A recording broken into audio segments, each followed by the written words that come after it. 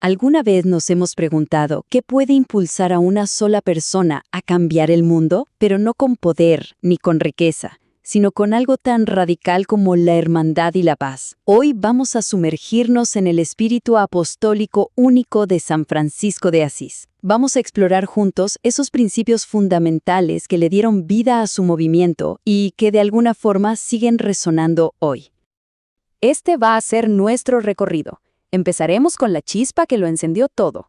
Luego vamos a explorar 5 características clave del apostolado franciscano y cerraremos con la figura que fue su máxima inspiración y modelo a seguir. Bueno, vamos a meternos de lleno en esto.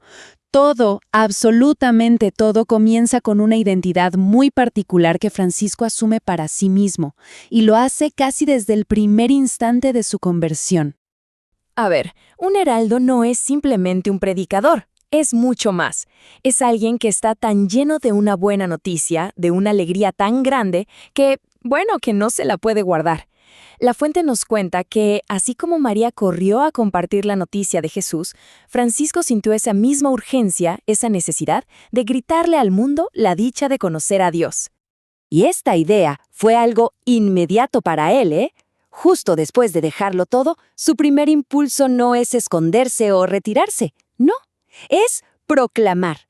Se ve a sí mismo como un mensajero con noticias urgentes, noticias alegres para el mundo entero. Entonces, aquí está el meollo del asunto. Para Francisco, la fe no podía ser pasiva. Ser amigo de Cristo exigía una respuesta, exigía acción. Era sencillamente la consecuencia lógica, inevitable, de ese amor tan grande que sentía. Pasemos a ver cómo se va construyendo esto. La primera gran característica de su misión se basa fundamentalmente en la fraternidad. Pero ojo, una fraternidad llevada a sus últimas consecuencias. Lo radical de esta idea es lo que la hace tan potente. A Francisco le daba miedo que sus hermanos, al ser tan pobres, empezaran a juzgar a los ricos. Por eso insistía tanto. El amor debía ser universal, sin ninguna barrera, sentirse hermano de todos. De verdad, de todos. Y uno se pregunta, ¿cómo se hacía esto en la práctica? Bueno, Francisco les dio a sus hermanos estas instrucciones, que son de una simpleza que asombra. No se trataba de técnicas complicadas ni de grandes discursos. Se trataba de un testimonio de vida. Vivir en paz, sin imponer nada y dejar que el ejemplo hable por sí solo. Hay una anécdota famosa que cuenta que Francisco una vez simplemente caminó por las calles de Asís en silencio con otro hermano. Y al final le dijo, «Este fue nuestro sermón». La idea es potentísima. Si no hay un testimonio detrás, las palabras sobran. Y si el testimonio es fuerte, a veces las palabras ni siquiera hacen falta. Aquí nos topamos con una de las paradojas más fascinantes de todo el movimiento franciscano. Un espíritu profundamente innovador, revolucionario casi, que sin embargo actuó siempre, en total sumisión a la Iglesia. Para entender la genialidad de Francisco hay que ver el contexto.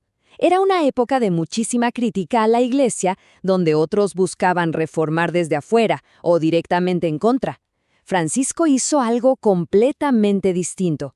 Fue y le presentó su proyecto al Papa, buscando su bendición. Su reforma nació desde adentro, desde la fe y la obediencia. Y esta es la clave de su genio. Francisco mantuvo esa increíble creatividad, esa iniciativa imparable, pero siempre dentro del marco de la Iglesia. No esperaba a que le dijeran qué hacer, pero tampoco hacía nada en contra. Es un equilibrio delicado, pero increíblemente poderoso. Sigamos avanzando para ver la fuerza que movía la predicación franciscana. No era un ejercicio intelectual o académico. Era un servicio impulsado por una urgencia profundísima. A Francisco le dolía de verdad que la gente no comprendiera el inmenso amor que Dios les tenía. Por eso, su enfoque no era la elocuencia ni la retórica elegante. El objetivo era simple: comunicar de forma auténtica, directa, llevar el bien a través de la palabra, sin importar lo pulida que estuviera. Esta simple frase lo cambiaba todo, básicamente empoderaba a todos. No necesitaba ser un gran orador. Lo único que hacía falta era el deseo de servir a la palabra, Con sencillez, cada uno hace lo que puede, y confía en que la gracia de Dios hará el resto. Llegamos ahora a un punto que es un verdadero clímax. Para entender la originalidad de Francisco, tenemos que ponerlo en su contexto histórico, un contexto marcado por un evento gigantesco, las Cruzadas. Pensemos esto por un momento. La idea de una guerra santa, de usar la fuerza militar para fines religiosos, era la norma, era el aire que se respiraba en toda la cristiandad. Y sí, Francisco participó en las Cruzadas, pero, como bien dice la fuente, a su propio y único modo y estilo. El contraste es devastador y muy revelador. Donde el mundo veía la solución en la fuerza y las armas, Francisco proponía la mansedumbre, el diálogo. Y el resultado, bueno, habla por sí mismo. Mientras los reinos de los cruzados se vinieron abajo, la presencia franciscana en Tierra Santa, esa que se ganó con paciencia y humildad, perdura hasta el día de hoy. Este es el ejemplo definitivo.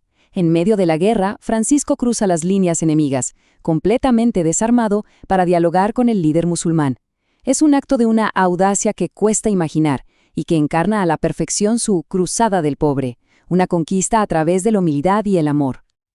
Y ahora cerramos el círculo. Todo este espíritu de servicio, de pobreza, de misión, encuentra su inspiración y su modelo perfecto en una figura que para Francisco era central, la Virgen María. Para Francisco, María lo era todo. Encarnaba todo lo que él aspiraba a ser. La veía como el modelo de la pobreza radical, de la entrega total a lo que Dios pidiera, y de un servicio constante, incansable, para llevar la gracia a los más necesitados. Y esto nos lleva a una idea profundamente transformadora. Francisco entendió que imitar a María significaba permitir que la palabra de Dios se encarnara, o sea, que se hiciera real, palpable, en las propias obras.